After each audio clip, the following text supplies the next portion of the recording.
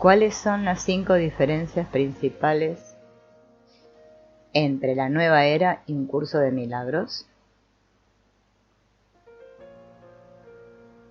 1. La nueva era dice, el nacimiento es un milagro. El curso dice, los niños vienen al mundo con dolor y mediante el dolor. Su crecimiento va acompañado de sufrimiento, y muy pronto aprenden lo que son las penas, la separación y la muerte. 2. La nueva era dice, Dios creó el mundo y vio que era bueno. El curso dice, Dios ni siquiera sabe del mundo porque Él no lo creó. 3. La nueva era dice, el cuerpo es precioso y santo. El curso dice, ¿puedes acaso darle vida a un esqueleto pintando sus labios de color rosado, vistiéndolo de punta en blanco, acariciándolo y mimándolo? 4. La nueva era dice, el mundo es un lugar santo. El curso dice, el mundo que ves es el sistema ilusorio de aquellos a quienes la culpa ha enloquecido.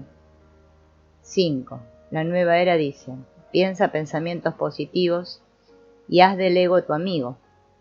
El curso dice, tus pensamientos no son reales y el ego quiere matarte. Pareciera que el curso es negativo, pero no lo es, porque dice que Dios es la única realidad y nada puede oponerse a ella. Dios no toma forma y no hay cambios en Dios o en el cielo. Ahora bien, cuando estamos atrapados en un mundo de tiempo y espacio, el mundo de la percepción, estamos atrapados en un falso sueño de dualidad que parece real. Hay un sujeto y un objeto.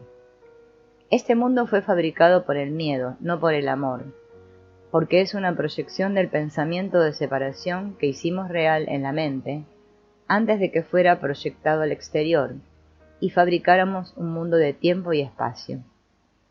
No hay nada hermoso en relación al ego. Pensar con el ego es lo que nos produce dolor. Lo mejor que podemos hacer es deshacerlo.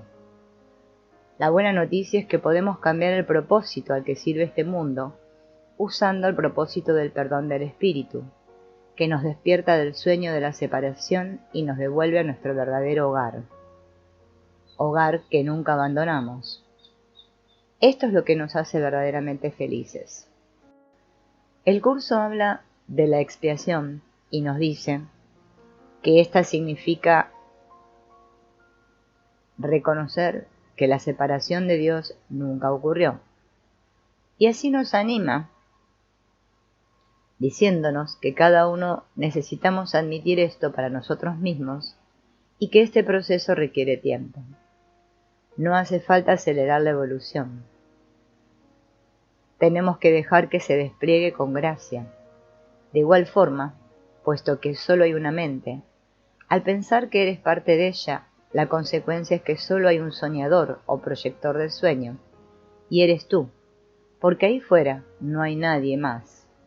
Existe la ilusión de que hay miles de millones de otras personas, pero todo viene de una fuente o de una mente que está proyectando.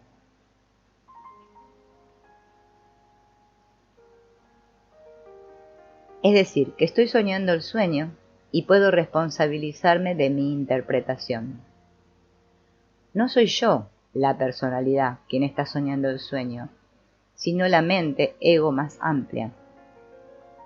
La persona solo es parte de la proyección, no es mi identidad. Esto no implica que seamos responsables de los comportamientos de otras personas. Todos los que creen estar aquí acabarán aceptando la expiación para sí mismos. Así es como la mente vuelve a ser completa en nuestra experiencia. La mente dejará de repasar el guión de tiempo y espacio cuando hasta la última parte de ella acepte la expiación. Entonces el universo desaparecerá, porque lo único que lo mantiene de una pieza es nuestra creencia en él. La paz es nuestro estado natural. Sin embargo, la perdemos muy fácilmente. Y una de las tantas razones por las que la perdemos, o no sentimos paz, es porque constantemente creamos diferencias. Tenemos la necesidad de ser diferentes. Queremos destacar de alguna manera. Buscamos diferencias y comparaciones entre nosotros y los demás. a cualquier nivel, y de no encontrarlas, las creamos. Comparamos la situación actual con una anterior o con la que quisiéramos tener. Comparamos la pareja que tenemos con la que tuvimos o con el ideal de pareja con el que deseamos vivir, y así con todo. No somos ni conscientes de ello, simplemente comparamos. El resultado de la comparación siempre será un error de percepción que nos llevará a sentir desigualdad, separación, miedo y culpa. Decimos que es un error de percepción porque la comparación la hacemos desde un lugar equivocado, que desemboca en un espacio en el que perdemos el sentido de las cosas y de la realidad. Pero, ¿por qué comparamos? Porque estamos conectados con el pasado o con el futuro. Algo ha quedado aún pendiente de liberar y perdonar. A alguna situación se le está dando realidad. Para nada estamos fluyendo en el presente. La comparación, el juicio, es la base de las relaciones especiales de las que habla el curso. Al comparar, nos hacemos diferentes de los demás, debilitándonos a nosotros mismos en relación a ellos o debilitándolos a ellos en relación a nosotros mismos. Sabemos que la diferencia es también juicio, que nos posiciona en un victimismo, a veces incluso sutil, pero suficiente para excusarnos y no evolucionar. O nos coloca en un pedestal que nos aparta, también, o más, del objetivo de vivir esta experiencia humana desde la igualdad. Las comparaciones y las diferencias siempre nacen de los juicios. Existe la necesidad incluso de informar sobre nuestras propias diferencias, sobre lo diferente que comemos, ganamos, lo que dejamos o no de hacer, lo que hemos vivido y los otros no, sobre nuestra tendencia sexual, nuestras costumbres domésticas, el sentirnos no válidos para el mundo cuando creemos que los demás sí lo son, el no encontrar el sentido de la vida cuando otros ya conectaron con sus dones, sobre las enfermedades que hemos tenido, las experiencias catastróficas o fantásticas del día a día, la clase social a la cual pertenecemos, con quién nos relacionamos, nuestro rango laboral, nuestro país de origen, etcétera, etcétera.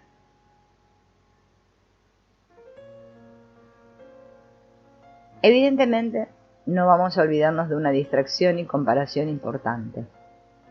Lo diferentes que nos sentimos porque los demás hacen o hicieron algo que nosotros no hacemos ni hubiéramos hecho. Y este sentirnos diferentes es la distracción más grande que crea la mente humana, pues nos posiciona en un laberinto que creemos que es real, pero su intención es apartarnos. Y si es con conflicto, mejor. ¿De qué nos aparta? De nuestro propósito real, que es la paz. Es decir, ¿qué gran problema es el deseo de ser especial? Deseo que está muy escondido y como no se reconoce, se convierte en la creencia más peligrosa de todas. Y está escondido detrás de todas nuestras alucinaciones, ese sustrato sobre el que se sustentan todos nuestros sufrimientos y nuestras peores pesadillas. El deseo de ser especial se esconde en nuestro diálogo interior, en la forma en que nos hablamos a nosotros mismos, en esa cháchara interminable y que mantenemos celosamente oculta en nuestra mente, tan oculta que ni siquiera nos damos cuenta de su presencia. El especialismo es el ego en su estado puro. El deseo de ser especial es el error inicial, el pecado original que dio origen al nacimiento del ego, junto con el miedo y la culpa. El deseo de ser especial forma parte de todos nuestros juicios y críticas, protestas y condenas. Justifica todos los ataques y da forma a todos nuestros miedos y nuestras culpas. Las pantallas favoritas para la proyección del especialismo son, por lo tanto, nuestras relaciones. El especialismo arruina nuestras relaciones. La primera relación que el especialismo arruina es la relación con nosotros mismos. Nos conduce al autojuicio, la autocondena y el autocastigo, y es el mayor obstáculo para alcanzar y conservar nuestra paz interior. como dice el texto en el capítulo 24, sección 5. No hay ningún sueño de querer ser especial que no suponga tu propia condenación, por muy oculta o disfrazada que se encuentre. El deseo de ser especial proyecta en nuestra mente la imagen de un yo ideal, con el que continuamente nos estamos comparando. Este yo egoico, altanero e intransigente se comporta como un juez implacable que vive en nuestra mente y va con nosotros a donde quiera que vayamos. Cualquier cosa que hagamos o digamos, cualquier decisión que tomemos que no coincida con los dictámenes de este juez interior, es sometida a su severo juicio. El juicio dicta la culpa, y la culpa siempre busca un castigo. Esta búsqueda de castigo puede materializarse en cualquiera de las áreas de la vida o en el cuerpo, haciendo que enfermemos o tengamos un accidente. Este juez implacable se proyecta a sí mismo en todas nuestras relaciones, pero adquiere especial relevancia en las relaciones a las que hemos dotado de especialismo, como los padres, la pareja y los hijos. El deseo de ser especial nos proporciona los mayores sufrimientos, frustraciones, ofensas, dolores, preocupaciones, miedos y culpas, y nos conduce a desarrollar tácticas manipuladoras de toda índole. El deseo de ser especial es la causa que se encuentra detrás de todos los complejos que nos aquejan. Aunque podría parecer que el especialismo afecta únicamente a los atacados por el complejo de superioridad, también los complejos de inferioridad, de inseguridad o de subvaloración se forman a partir del deseo de ser especial. Dominados por el especialismo, caemos en la trampa de compararnos con otros que consideramos superiores a nosotros en algún sentido, o que imaginamos tienen aquello de lo que nosotros carecemos, o han conseguido algo que nosotros no supimos alcanzar. Y tal como dice el texto en el capítulo 24, sección 2, hacer comparaciones es necesariamente un mecanismo del ego, pues el amor nunca las hace. Creerse especial siempre conlleva hacer comparaciones. Y las comparaciones acaban en sufrimiento. Si te ves superior a los demás, sufren los demás, y si ves a los demás superiores a ti, sufres tú. Establecer comparaciones entre unos y otros es uno de los trucos del ego para fomentar en nuestra mente la idea de la separación y justificar el ataque. El ego usa la disociación para hacerte creer que lo que sucede fuera de ti, en el mundo exterior, no tiene nada que ver contigo, que no hay relación alguna entre tú y las cosas que te suceden, o las experiencias que vives y que involucran a otras personas. La disociación del ego obnubila el recuerdo de que toda persona que se cruza en nuestro camino, en ese que transitamos hacia la paz, representa algún aspecto de nosotros mismos.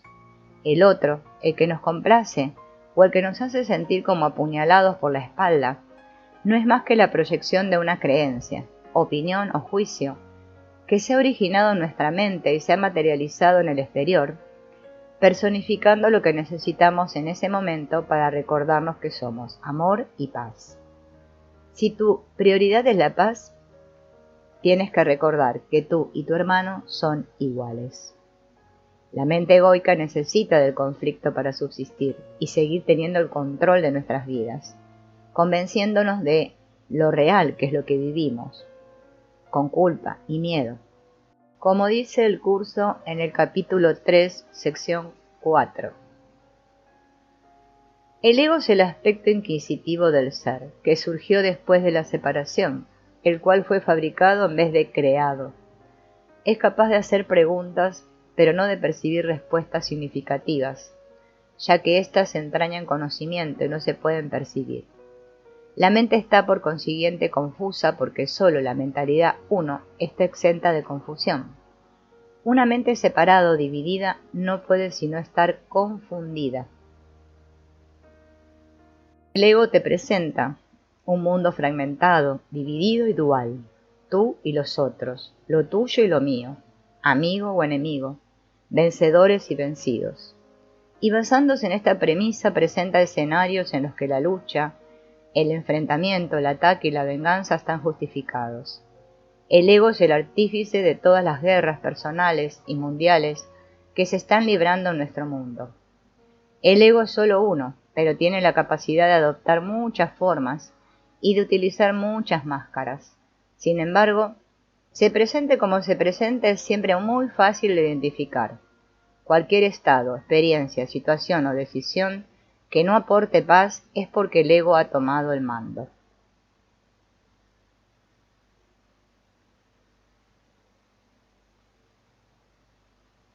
Independientemente de lo que nuestro presente nos dice de nuestro pasado o miedos al futuro, cada vez que creamos diferencias, estamos teniendo un lenguaje corporal y oral que es un espejo de algo que ocultamos y de lo que no somos conscientes, pues está escondido en lo más oculto y profundo de nuestra mente.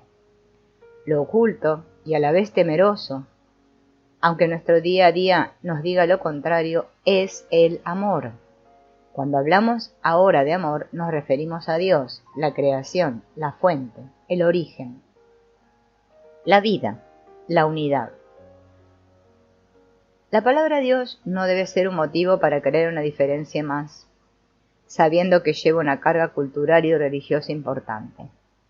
Debemos quedarnos con la palabra que más nos encaje para sentirnos parte de un todo, de un universo de amor, de un campo cuántico de amor infinito. Siempre parte del amor, pues el amor es lo único que es real y lo único que existe. Nuestra naturaleza divina busca el amor, pero la mente humana es lo que más teme, y al temerlo, crea distracciones para alejarse del amor. De entre todas las distracciones creadas por la mente dormida, hay una que la podemos llamar la máster de todas, que es como una paranoia elevada al infinito, la distracción que crea diferencias, que recibe muchos aplausos y que es la que nos quita la paz. Recordemos el origen de la no paz. Soy diferente porque no soy nadie para Dios. Soy insignificante para Dios. Mi vida es insignificante. Dios se ha olvidado de mí. Dios no me quiere. Aunque hay días que parece que sí. He defraudado a Dios. No creo en Dios. Dios me castiga con esta situación. Esto es lo que me ha tocado vivir, es lo que Dios quiere. Quizás nunca conectaré con Dios. Dios no existe para mí. Son sentencias que nos alejan de la paz. Cuando todos los discursos terminan en Dios, es la culminación de los diferentes y sobre todo especiales que nos sentimos. Es la muestra de una gran desconexión entre el cuerpo, la mente y el espíritu.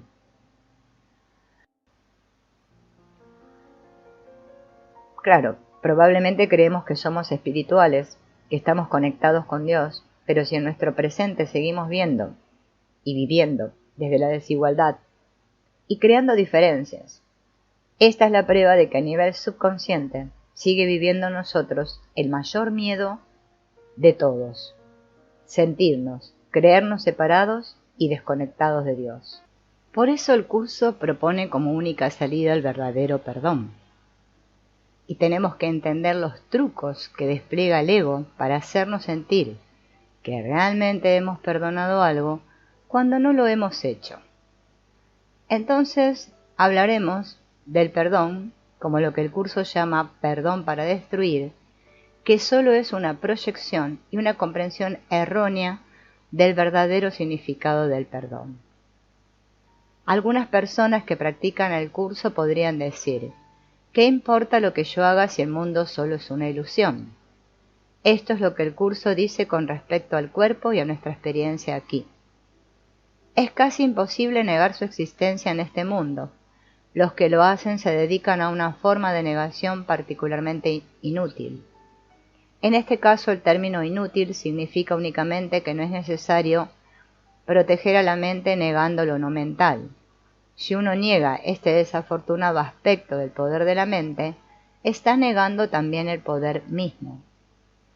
En otras palabras, sería sabio respetar el poder de la mente para elegir equivocadamente, porque ese mismo poder puede elegir a la mente correcta y sacarte del sueño de separación.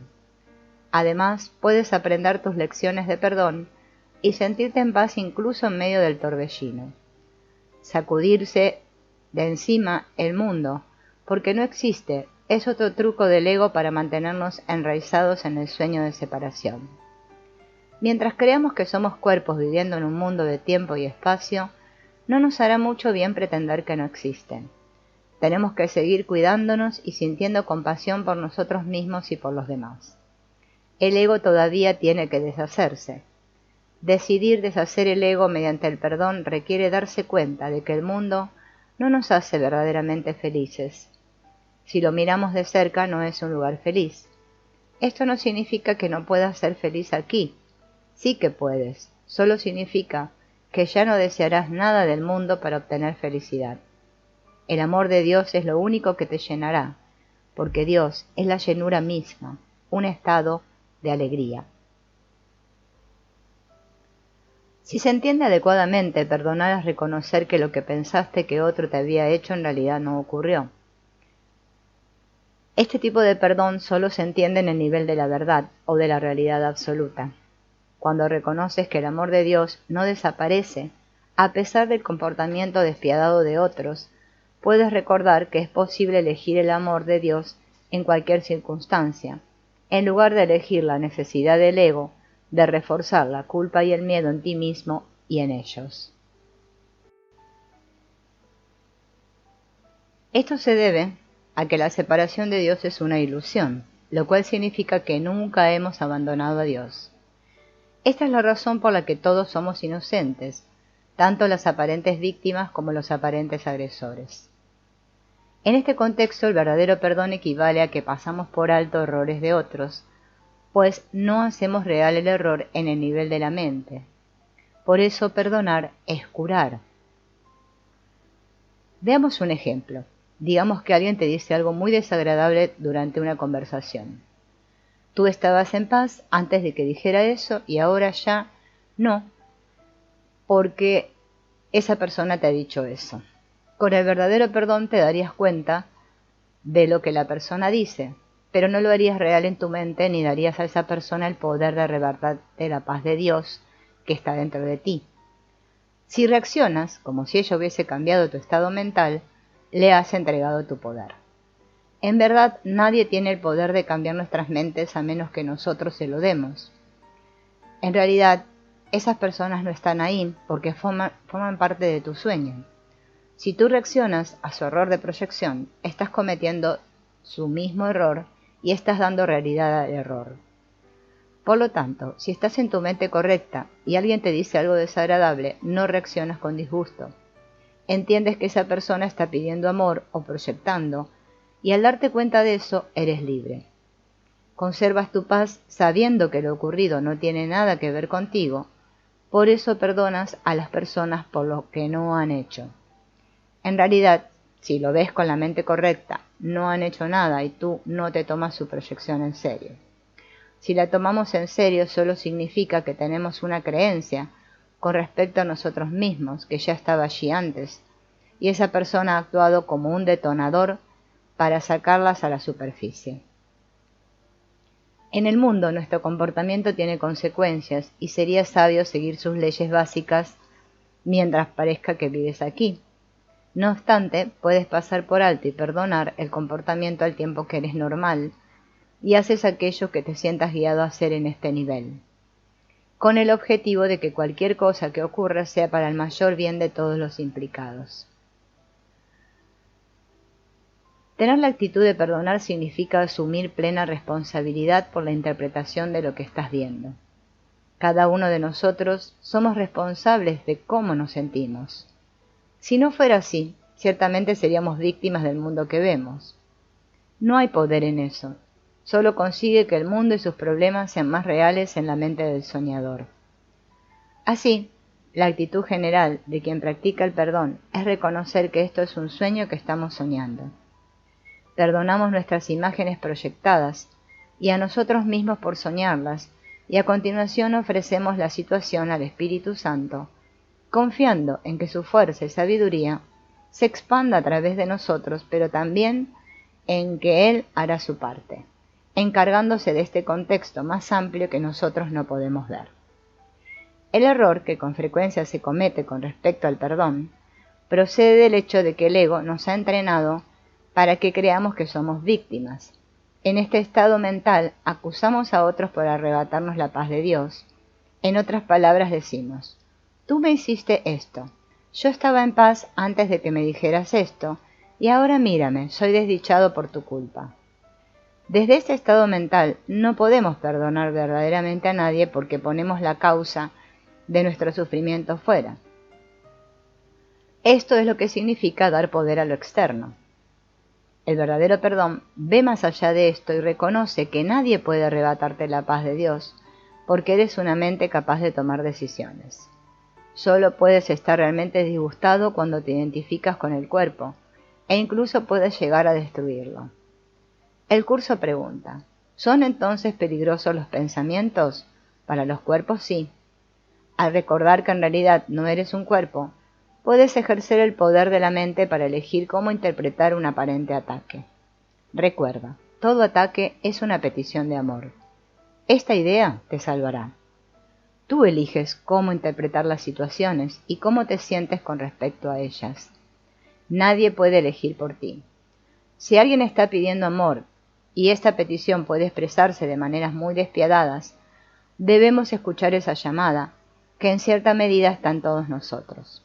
Recuerda, todos compartimos la parte de la mente que es el ego y también la parte de la mente que es el Espíritu Santo, así como el tomador de decisiones que elige entre ambas. Por esta razón somos idénticos. Es posible que las apariencias sean distintas, igual que las religiones o las preferencias sexuales, que cada error tome una forma singular, pero todos somos iguales y equiparables como hijos de Dios. Por eso, en esencia, el perdón pasa por encima de todas esas diferencias y ve la petición de amor que está más allá de las fachadas, contemplando en último término la inocencia en todos. En el nivel de la forma, es posible que tengamos que tomar decisiones e informar de abusos, haciendo lo que haríamos normalmente para cuidar de nosotros mismos y responder a otros con bondad. Pero en nuestras mentes podemos perdonar y ser libres.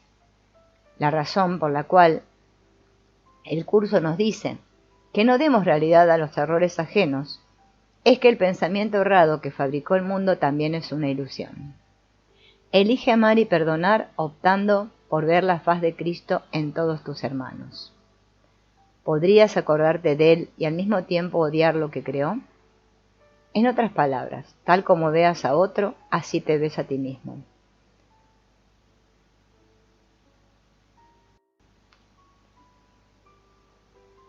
Puesto que las mentes están unidas, cualquier cosa que pienses con respecto a otra persona vuelve a ti de manera inmediata, porque es tu proyección.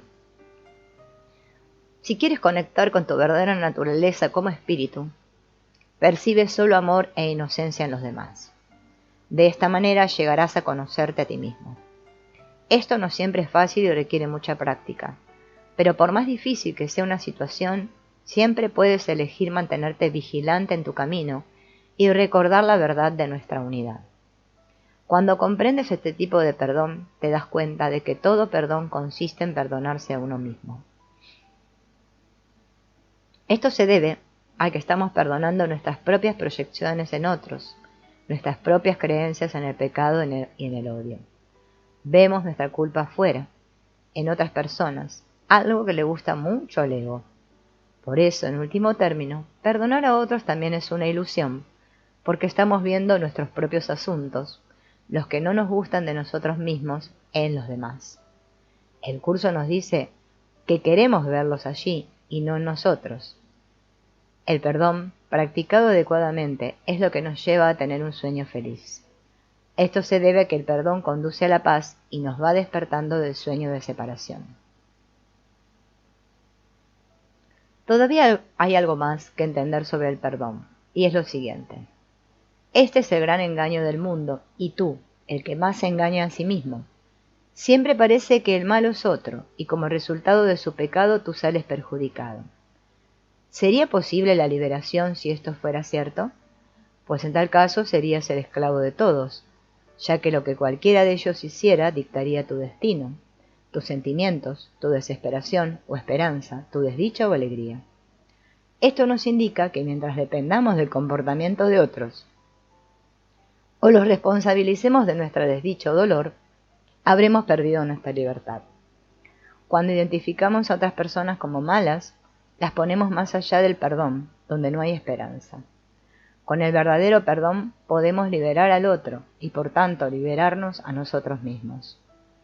No hace falta que estés de acuerdo con ellos, pero puedes perdonarlos. Finalmente alcanzarás un estado en el que tu identificación con el ego se deshará, y el yo que creías ser ya no impulsará tus pensamientos y acciones. Einstein dijo: el verdadero valor de un ser humano está determinado principalmente por la medida y el sentido en el que ha logrado la liberación del yo. La liberación de este yo no es algo que ocurra de pronto, es un proceso de deshacimiento gradual. No hay necesidad de tener miedo a perder el yo. A veces tienes que perderte a ti mismo para encontrarte. Ocurrirá naturalmente a medida que te vayas deshaciendo del ego. Esto ocurre por etapas. Todos estamos en el mismo camino de vuelta a casa, aunque los caminos toman distintas formas. Somos lo mismo porque compartimos la misma mente. Resumido, este es el significado del perdón. El perdón es lo único que representa a la verdad en medio de las ilusiones del mundo. El perdón ve su insustancialidad y mira más allá de las 1000 formas en que pueden presentarse. Ve las mentiras, pero no se deja engañar por ellas. No hace caso de los alaridos autoacusadores de los pecadores enloquecidos por la culpa. Los mira con ojos serenos.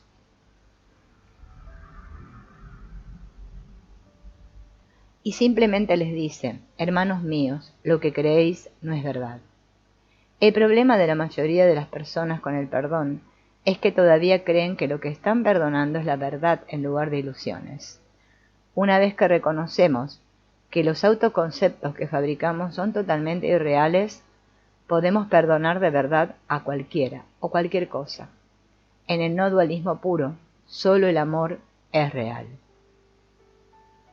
Si no tenemos paz interior, solo podemos mirar los sucesos de nuestra vida con los ojos de la forma, y esto no nos permite alcanzar a ver la esencia de lo que estamos viviendo.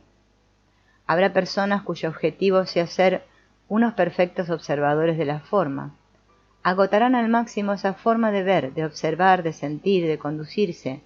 Y esto estará muy bien, porque antes los dominaba el instinto y no habían desarrollado la capacidad de mirar con los ojos de la forma. Otras descubrirán que hay otra forma de mirar la esencia. Tendrán ráfagas de un tipo de visión y de otro, y por ende encontrarán soluciones que les produzcan una enorme paz, armonía y bienestar. O continuarán con los ojos de la forma, alimentando la guerra, la división y el ego, que las gobierna y domina.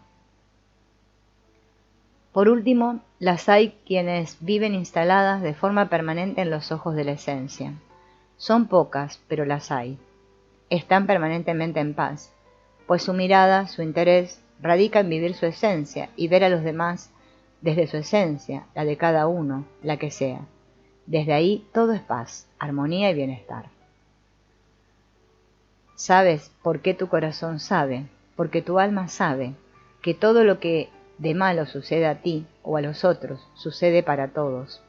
Porque hay un hermano o miles que lo necesita y tú estás dentro de esa necesidad. Desde tu pequeñez comprendes que esa catástrofe, ese suceso, esa muerte aún es necesaria para que alguien despierte y aprenda a mirar de otra forma. Compadeces, perdonas, aunas y no condenas, preguntándote cuántas veces en otro tiempo habrás sido tú la mano ejecutora. Y no puedes más que poner paz, comprensión y amor en todos cuantos están implicados directamente en el suceso. Tratas de limar el rencor, el sufrimiento, el deseo de venganza, para que sea capaz de surgir primero el perdón y luego el amor-comprensión. Si nos situamos en las luchas continuas de la vida, creemos que estamos inmersos en el fragor de la batalla y solo pensamos en sobrevivir, matar para que no nos maten. Ahí no hay paz, hay rencor, violencia, sangre. Por el contrario, si somos capaces de mantenernos en la mirada de la esencia, sabemos que nada podemos perder porque nada tenemos, todo se nos da, y ahí desaparece la ofensa, la agresión o la carencia. Nada nos falta, nadie nos roba, nos aplasta ni nos humilla. Lo tenemos todo, nada nos falta y se obra la paz. Todo se coloca en su verdadero lugar. Te planteas el papel que has representado en el suceso y lo bendices porque te ha permitido saber algo más sobre ti mismo. Amas, aunas, no divides, te vuelves uno con todo.